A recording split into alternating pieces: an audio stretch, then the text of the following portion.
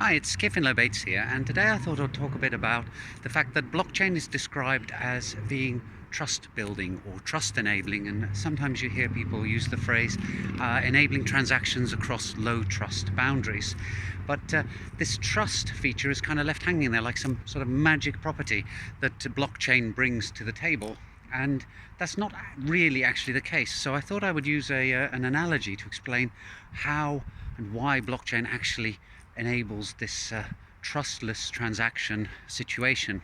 So if you imagine the internet as our road system, then you've got all sorts of vehicles driving all over the place. There's nothing stopping somebody from ducking down a side road and hiding their car in a forest for a bit before emerging.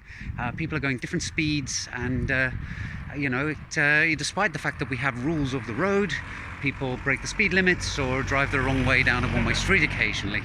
So that's the internet and all the web servers and databases and things attached to it. Now, a blockchain is more like a train system in that the roads are now rail tracks. They're very well laid out.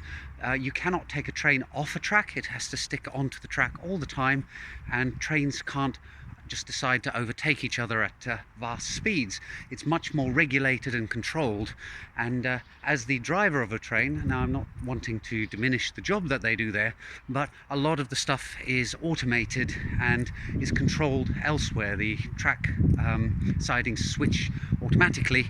It's not like a train driver is pressing a button, as far as I'm aware, to make sure that the track is splitting off in the right direction. So there you have blockchain as a more regulated system, and you can just look at it and see, right, these are the rules. You have to ride on the tracks, and people are effectively forced to follow those rules, because if they do not, they're no longer participating in the system, in the same way that you can't take a train and suddenly decide that you're going to go across a field.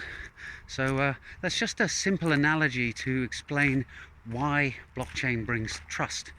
Because it's bound by the consensus system and the protocols, everybody is like a train having to travel on the same tracks. They can't randomly decide to duck down side roads or break the speed limit. So I hope that analogy helped understand that there isn't this magic trust property that blockchain has somehow been imbibed with.